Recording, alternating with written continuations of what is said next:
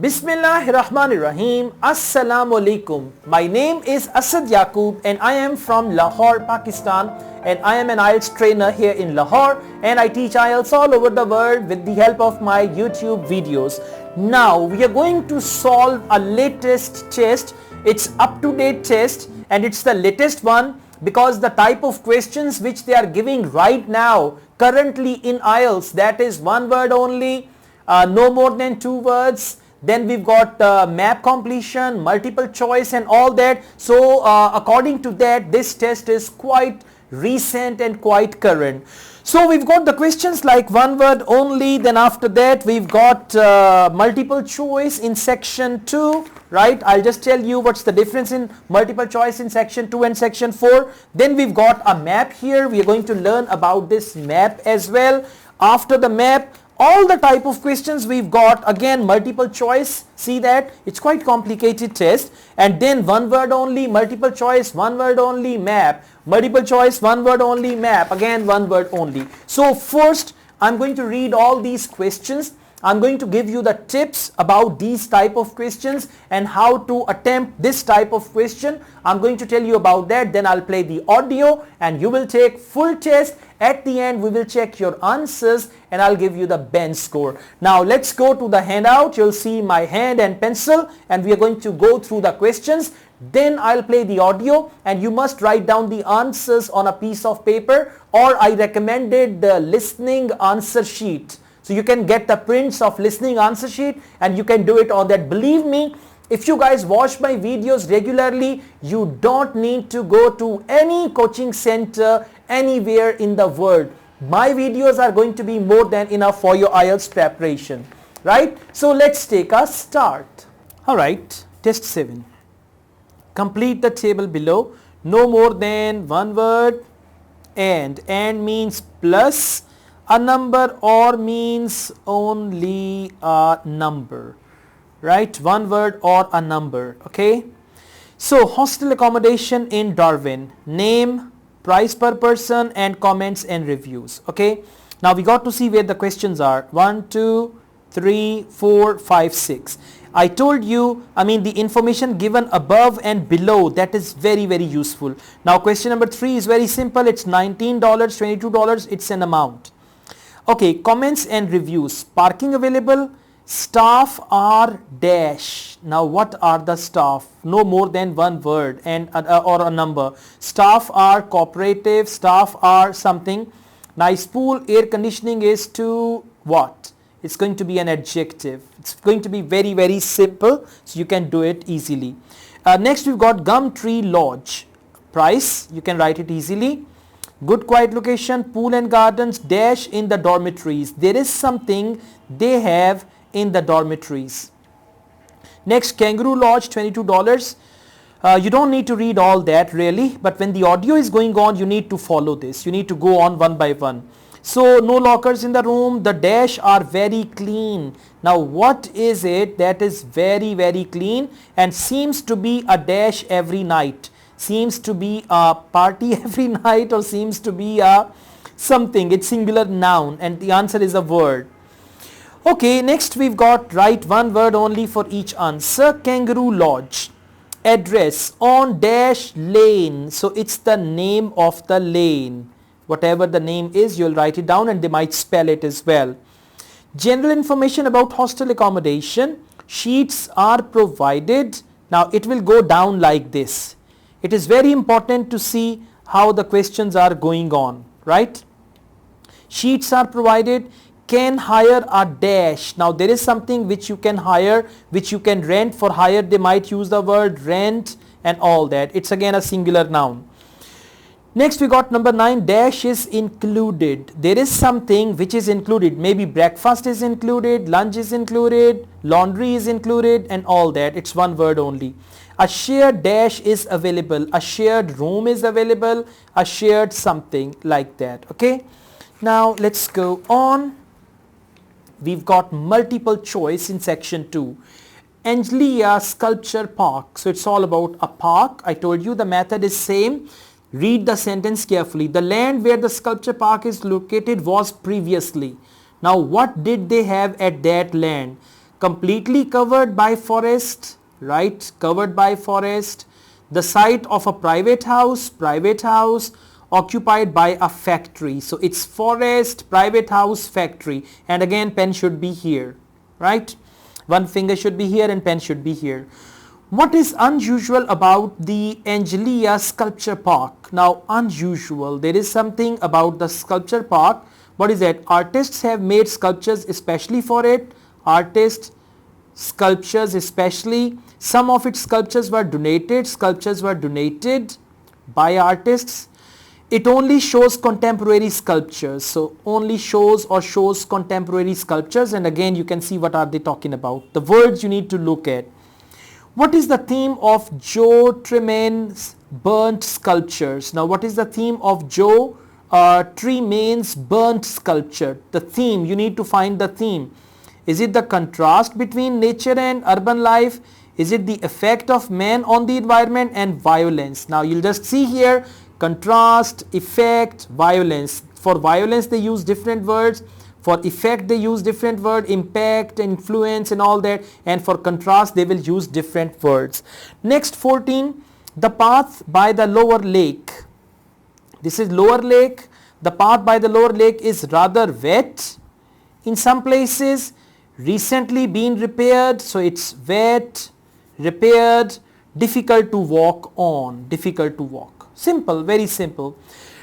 What does the speaker say about the visitor center? Now speaker says something. What speaker say? Visitor center. It is being enlarged. Being enlarged means they are enlarging it at present. It has received an international award. International award. It was designed by a Canadian architect. So Canadian architect. Again you'll see whether they talk positively about being enlarged or international award and all that.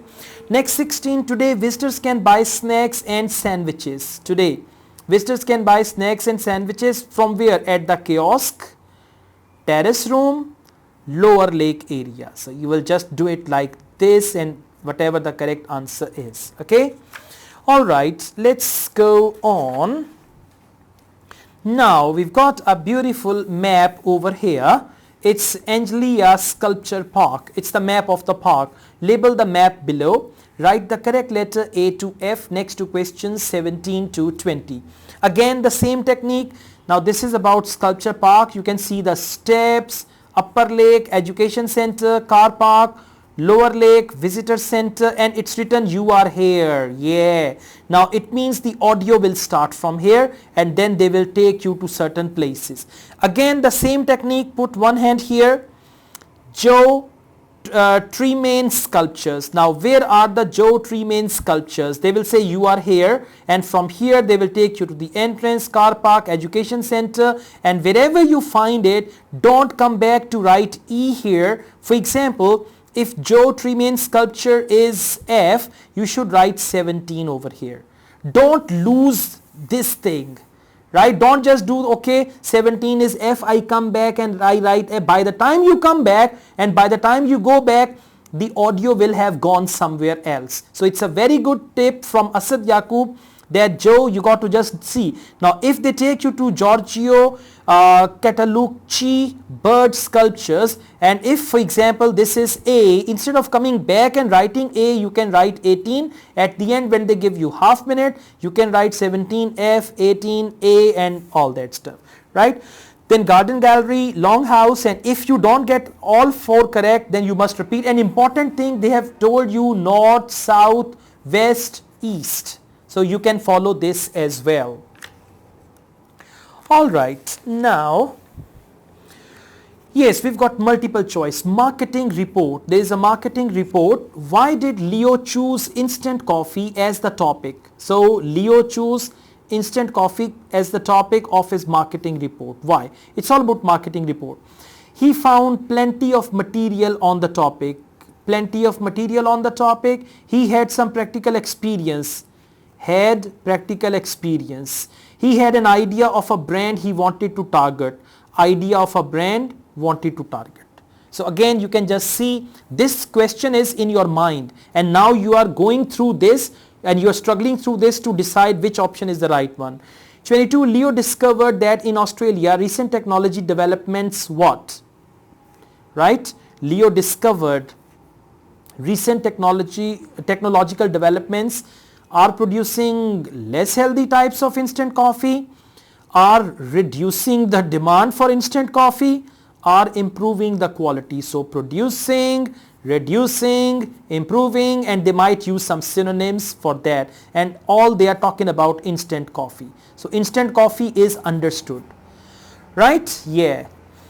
23. What do the speakers agree? Now speakers agree about Leo's table of coffee products. Leo's table, what do they agree? It needs more explanation in the text. It is factually inaccurate. It would be best to put this in the appendix. So best to put in appendix, right? More explanation, factually inaccurate, and all that. 24. What do they decide about the description of Schaefer's coffee as a market follower? Now they decide something about the description of Schaefer's coffee as a market follower. Leo needs to define his term. Now Leo needs, it's repeated. So it's basically define his terms, provide more evidence, put it in a different section. See that it's short, and again you're going to listen that what do they decide about the description of Schaefer's coffee when they talk about Schaefer's coffee. If they don't talk about define his terms positively, you can do this. If they talk about this positively, you can do this and still listen for it. Sometimes, you know, if this is not the right one, this is the right one, you can change your answer anytime, and later on you can do this one. Don't go back and see, okay, this is the answer. You have to be here and you have to put a mark over here. It's easier. What does Anna say about originality in someone's first marketing report? So Anna, originality, someone's first marketing report. A, clear analysis of data. Now clear analysis of data can be considered original. Graphs and diagrams should be original, not copied. Reports should contain some original data collected by the student. So clear analysis of data and all that. So you can see which one is the right one. What differences between his school assignments and this report has surprised Leo? Surprised, astonishing, right? So what difference between his school assignments and his report? Difference between school assignment and report. Not knowing the criteria, the first thing for getting a good mark. Being required to produce work without assistance. So required to produce work without assistance. Having to do a great deal of research. So having do great deal of research. It's going to be 1 out of 3. Although it's not going to be this simple, but still you need to practice. And by the way, when you practice a lot, you will find out your own way, your own method of doing it. Now, notes on specific sections. Write no more than one word. Notes on specific sections of marketing report. Executive summary. Give a brief overview including the. Now this overview should have something which is your answer. Problems. Link each problem to a dash which explains it. Link each problem to a solution which explains it, or to a description which explains it. To a something means singular answer. Implementation. Practical solutions to problems include details such as participants. Now one thing is participants, second thing is missing, and this is the third thing. So it can be in any order.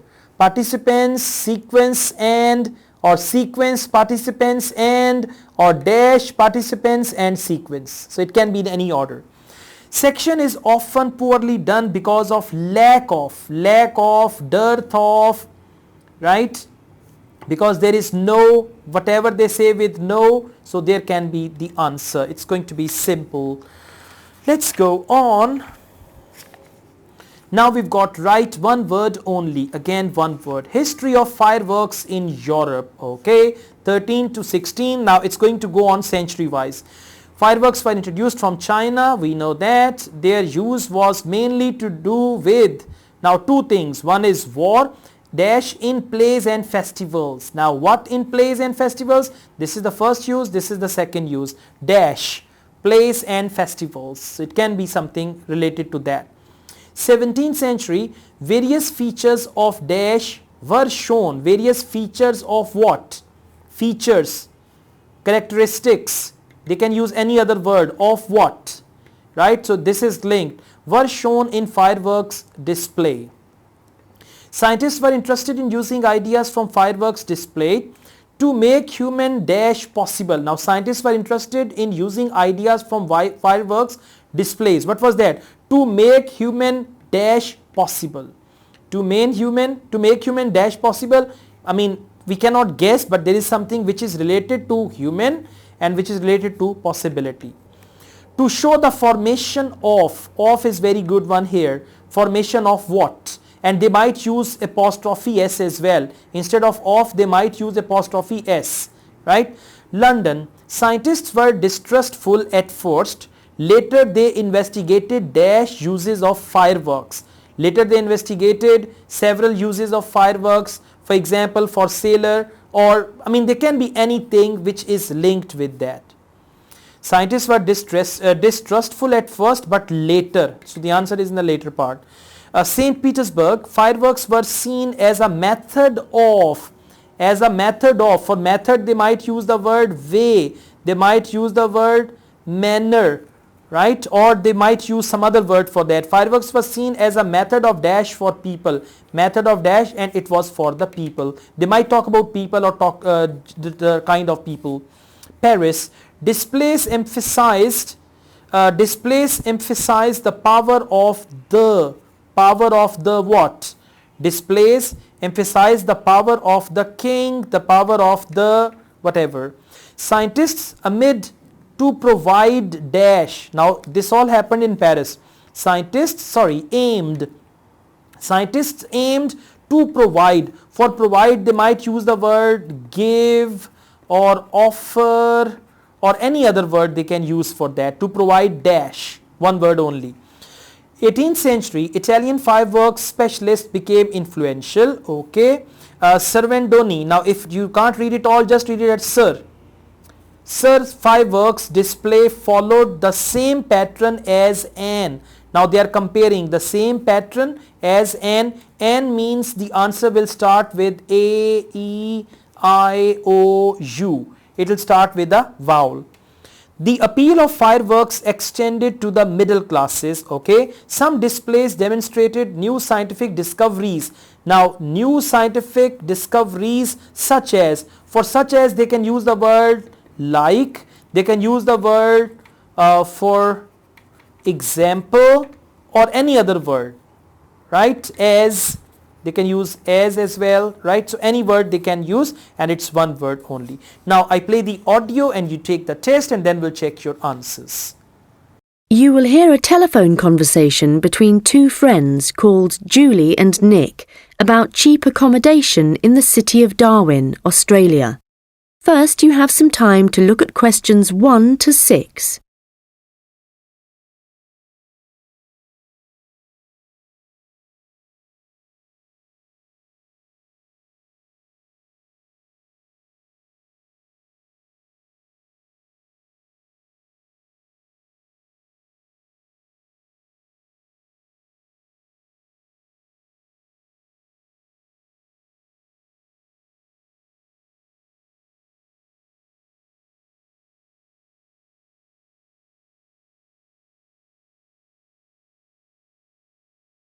Hi Nick, it's Julie. Have you managed to find any information about accommodation in Darwin? Hi, I was just going to call you. I found some on the internet. There are quite a few hostels for backpackers there.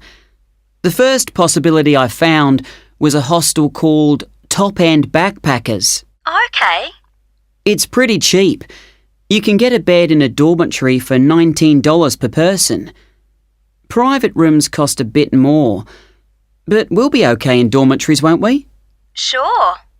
So, that hostel has parking, though that doesn't really matter to us, as we'll be using public transport. Yeah. Are there any reviews on the website from people who have been there? Well, yes. They aren't all that good, though. Some people said they didn't like the staff. They had an unfriendly attitude. That's quite unusual in a hostel. Usually all the staff are really welcoming. That's what I thought. People said they liked the pool and the fact that the rooms had air conditioning. But the problem with that was that it was very noisy, so they were kept awake. But it was too hot if they turned it off, so they had to put up with it.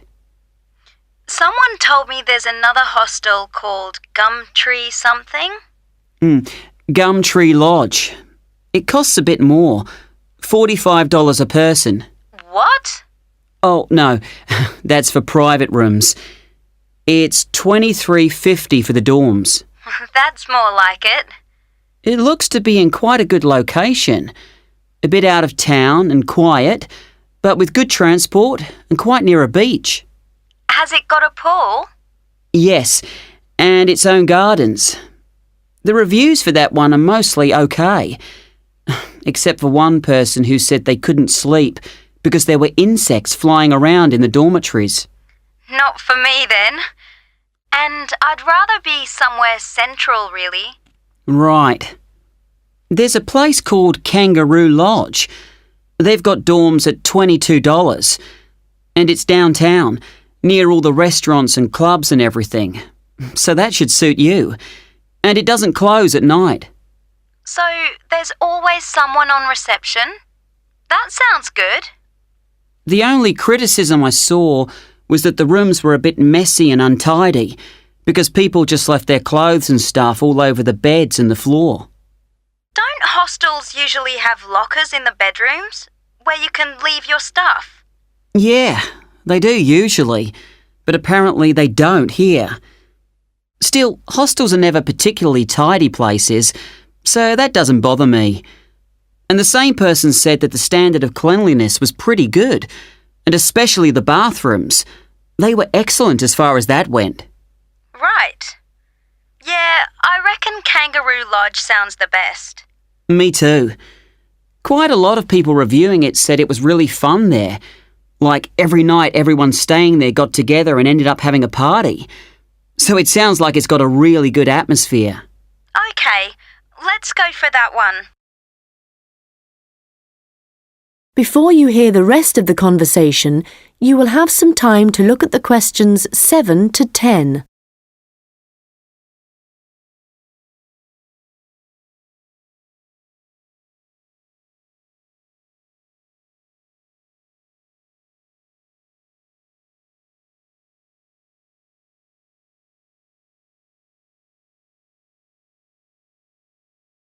Now listen and answer questions 7 to 10. Did you get the address of Kangaroo Lodge? Yes, it's on Shadforth Lane. Can you spell that? Shadforth.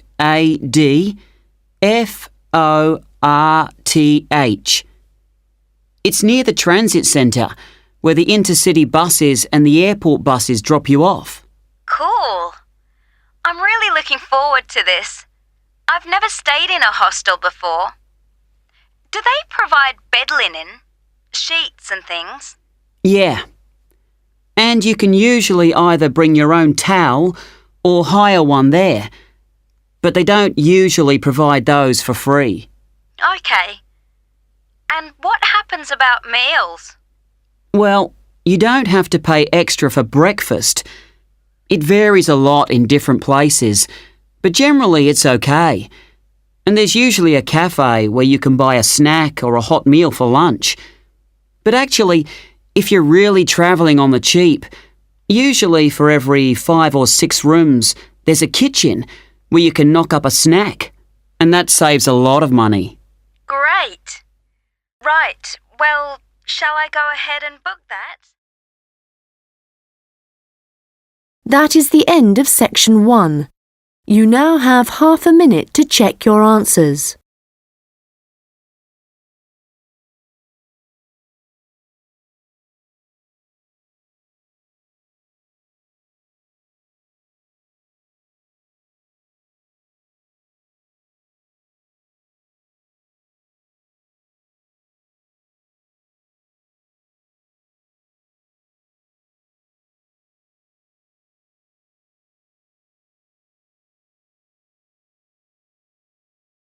Now turn to Section 2. You will hear a guide at an outdoor sculpture park talking to a group of visitors. First, you have some time to look at questions 11 to 16.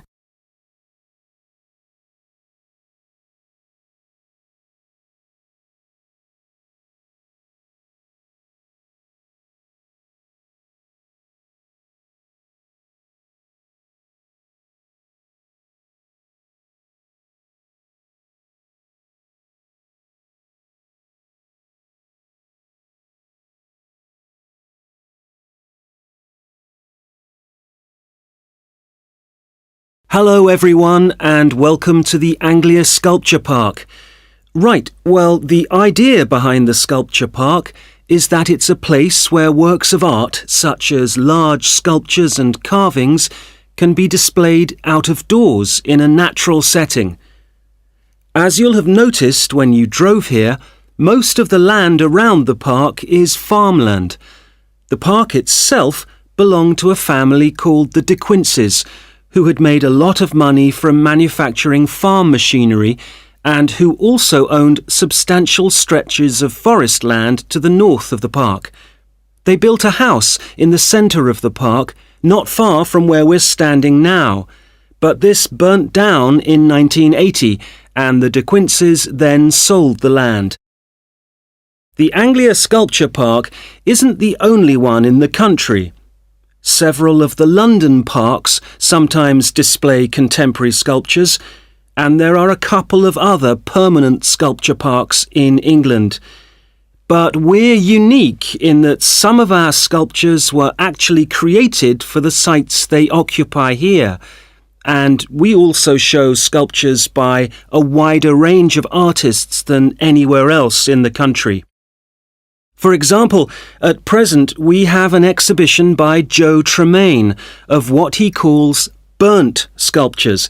These are wood and stone sculptures that he's carved and marked with fire to illustrate the ferocity and intensity of the forces that have shaped our planet over millions of years. They look really dramatic in this rural setting. To see some of the sculptures, you'll need to follow the path alongside the lower lake. We had to renovate this after the lake overflowed its banks a couple of months ago and flooded the area. The water level's back to normal now, and you shouldn't have any trouble. The path's very level underfoot. You should be back at the visitor centre at about 4 o'clock.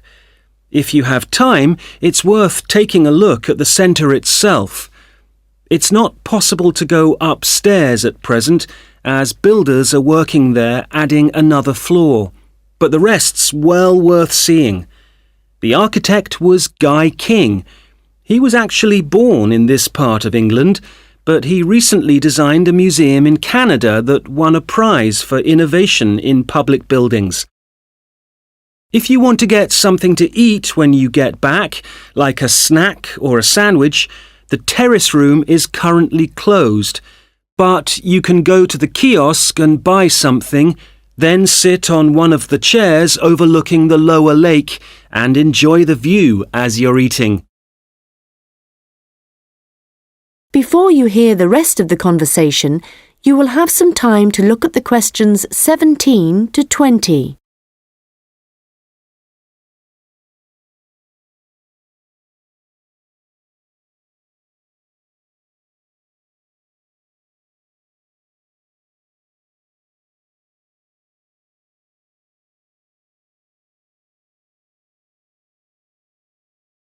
Now listen and answer questions 17 to 20. Now, let me just tell you a bit about what you can see in the sculpture park. If you look at your map, you'll see the visitor centre, where we are now, at the bottom, just by the entrance. Since we only have an hour, you might not be able to get right around the park, but you can choose to visit some of the highlights. You might like to take a look at the Joe Tremaine sculptures, which are displayed on this side of the upper lake, just behind the education centre and near the bridge. They're really impressive, but please remember not to let your children climb on them. One of our most popular exhibitions is the Giorgio Catalucci bird sculptures. They're just across the bridge on the north side of the lower lake. I love the way they're scattered around in the long grass beside the lake, looking as if they're just about to take to their wings. You could also go to the garden gallery. It's on this side of the upper lake. From the visitor centre, you go to the education centre, then keep on along the path and you'll see it on your right. There's an exhibition of animal carvings there which is well worth a look. We also have the Longhouse. That's quite a walk. From here, you go to the bridge and then turn left on the other side. Soon you'll see a winding pathway going up towards the northern boundary of the park. Go up there and you'll find it at the top. They have some abstract metal sculptures that are well worth seeing if you have time. OK, well, now, if you... That is the end of section 2.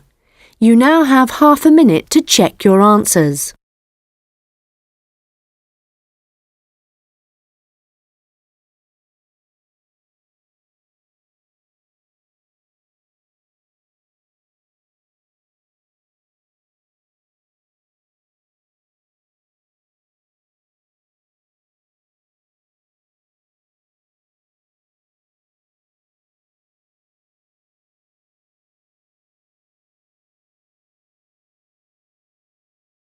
Now turn to section 3.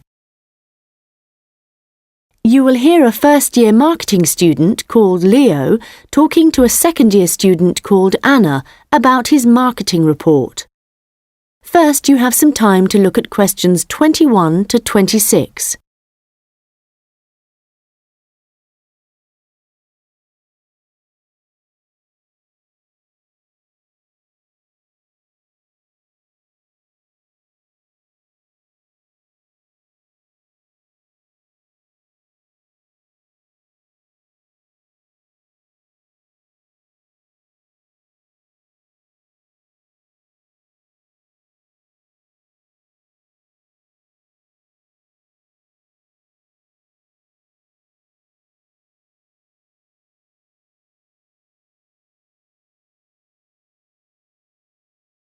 Anna, I wanted to ask you about my marketing report.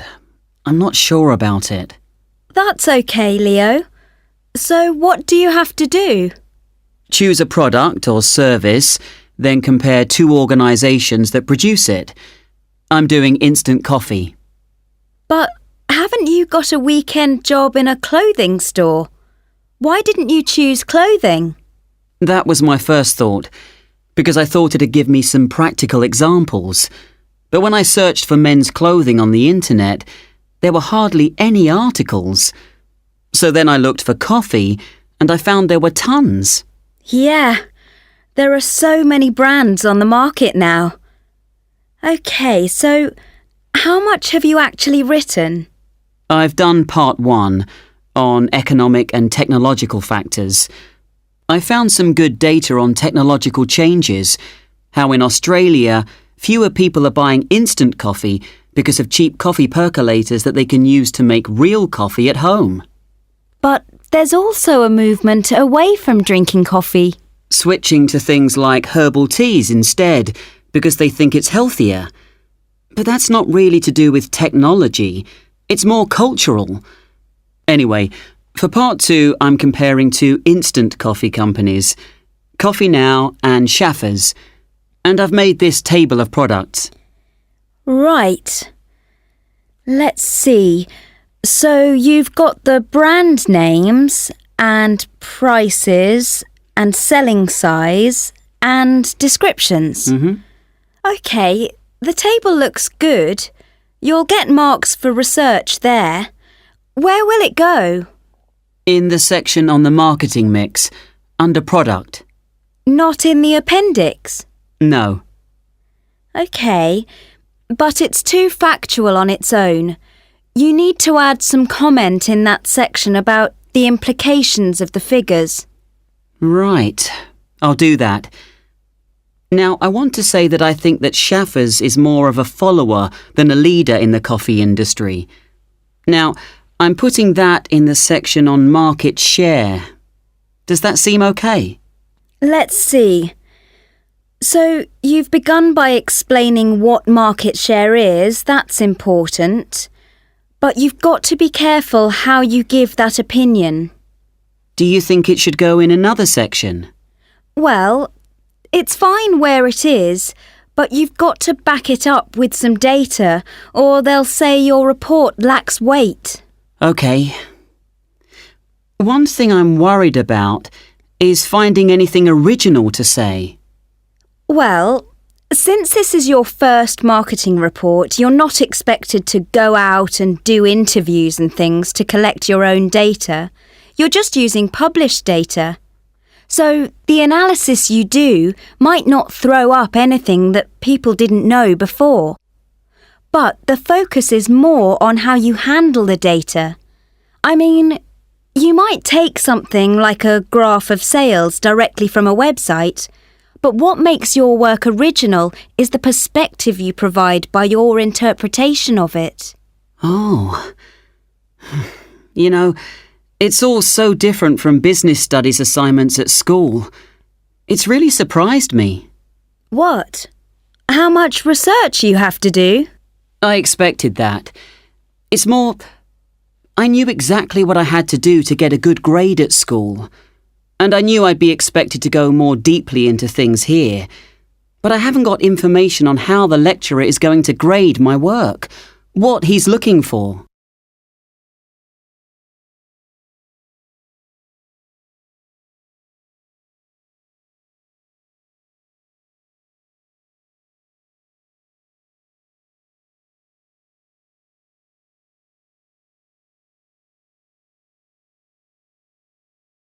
Now listen and answer questions 27 to 30.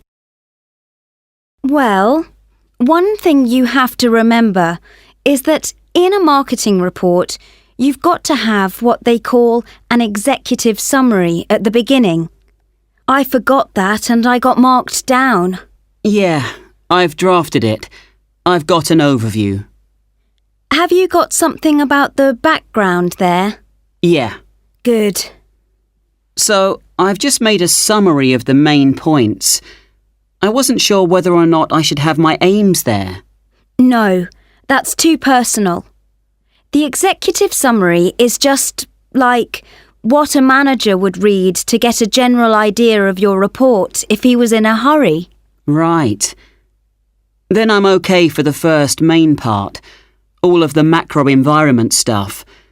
But it's when I get onto the problem section, I've listed all the problems that Coffee Now and Shaffer's are facing. But then what? Well, you have to prioritise. So indicate the main problems, and then you analyse each one by connecting it with a theory. That's where your reading comes in. Okay. Have you done your implementation section yet? I've thought about it. So that's where I write about what could be done about the problems. Yes. And it's got to be practical, so don't forget to specify things like who would be involved, and the cost, and the order that things would be done in. Right. Well, that shouldn't take long. You'd be surprised. Actually, that's the bit that tends to get badly done because people run out of time. That and the conclusion. Oh, any hints for that? Well, it's got to draw out the main points from your report. So it's got to be quite general. You need to avoid introducing new stuff here. It's got to sum up what you've said earlier. Okay. Thanks, Anna. That's been a big help. That is the end of section 3. You now have half a minute to check your answers.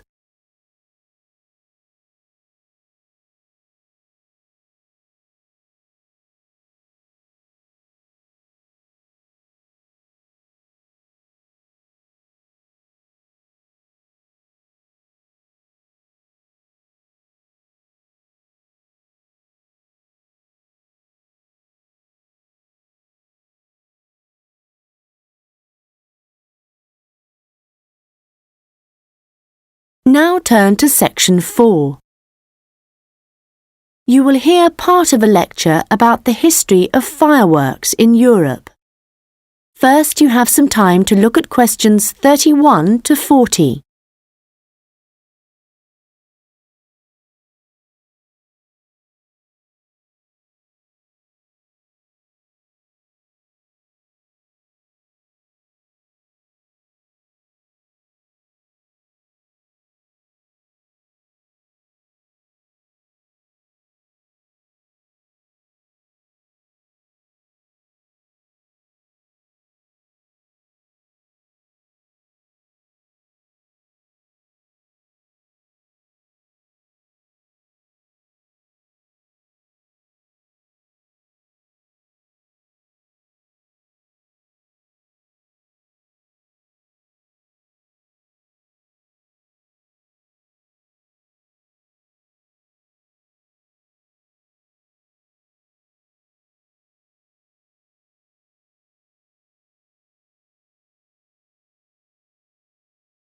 Now listen carefully and answer questions 31 to 40. An interesting aspect of fireworks is that their history tells us a lot about the changing roles of scientists and technicians in Europe. Fireworks were introduced from China in the 13th century. Up to the 16th century, they were generally used for military purposes, with rockets and fire tubes being thrown at the enemy. But they were also sometimes a feature of plays and festivals, where their chief purpose was related to religion. By the 17th century, the rulers of Europe had started using fireworks as a way of marking royal occasions. Technicians were employed to stage spectacular shows which displayed aspects of nature, with representations of the sun, snow and rain. These shows were designed for the enjoyment of the nobility and to impress ordinary people. But fireworks also aroused the interest of scientists, who started to think of new uses for them. After seeing one firework display where a model of a dragon was propelled along a rope by rockets, scientists thought that in a similar way humans might be able to achieve flight, a dream of many scientists at the time. Other scientists, such as the chemist Robert Boyle, noticed how in displays one firework might actually light another, and it occurred to him that fireworks might provide an effective way of demonstrating how stars were formed. Scientists at the time often depended on the royal courts for patronage. But there was considerable variation in the relationships between the courts and scientists in different countries. This was reflected in attitudes towards fireworks and the purposes for which they were used. In London, in the middle of the 17th century, there was general distrust of fireworks among scientists. However, later in the century, scientists and technicians started to look at the practical purposes for which fireworks might be employed, such as using rockets to help sailors establish their position at sea. It was a different story in Russia, where the St. Petersburg Academy of Science played a key role in creating fireworks displays for the court. Here, those in power regarded fireworks as being an important element in the education of the masses, and the displays often included a scientific message. Members of the Academy hoped that this might encourage the royal family to keep the Academy open at a time when many in the government were considering closing it. In Paris, the situation was different again. The Paris Academy of Sciences played no role in staging fireworks displays. Instead, the task fell to members of the Royal Academy of Painting and Sculpture. As in Russia, the work of the technicians who created the fireworks was given little attention. Instead, the fireworks and the spectacle they created were all designed to encourage the public to believe in the supreme authority of the king. However, science was also enormously popular among the French nobility, and fashionable society flocked to demonstrations such as Nicolas Lemery's display representing an erupting volcano. The purpose of scientists was basically to offer entertainment to fashionable society, and academicians delighted in amazing audiences with demonstrations of the universal laws of nature.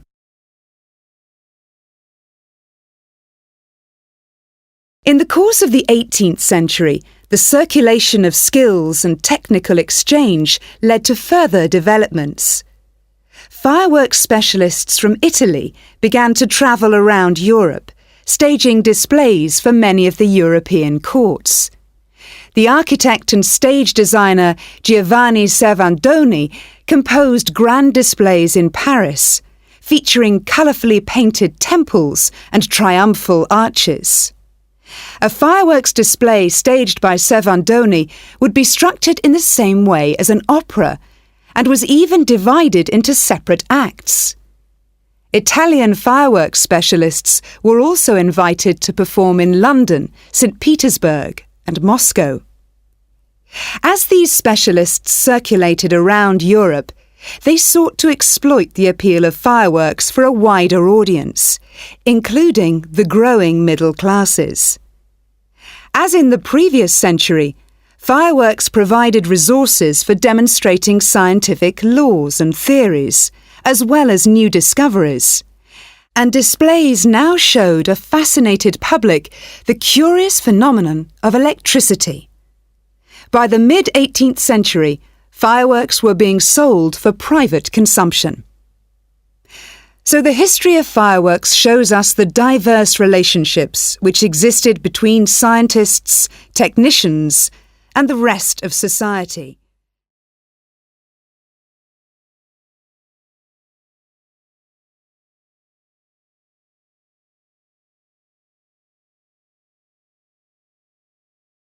Welcome back. So, what's your score, huh? You must write your score, whether it is less or more. You must write your score in the comment of this video. That's important, okay? That'll give some motivation to others as well. And don't forget to go for debriefing session. If your answers are wrong, even if one answer is wrong, go back and check and see why your answer was wrong and why the other answer is the correct answer. You must do that, okay? So this is how gradually you are going to improve your IELTS listening. If you got 20 or less than 20 on this test, you need to take this test again and again and again, then you will improve. Otherwise, you'll be taking test after test after test and you will never improve because you're not paying attention to your mistakes. You must pay attention to your mistakes. That is how you can improve, right?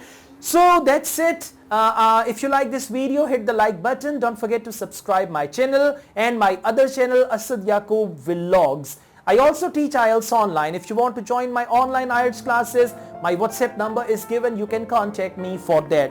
I wish you all the best. And by the way, let me tell you, all these tests, it's a series of 8 tests, and next test is going to come in the next video. You must watch that as well. So these 8 tests are going to improve your listening skill up to a tremendous level. Now the next test, even if you got low band on this, don't worry, we've got another test which I'm going to upload very soon. So you must take that test and see where you stand in IELTS listening. Asad Yaqub wishes you all the best and a fantastic bench score in your IELTS. Take good care of yourselves. Allah Hafiz.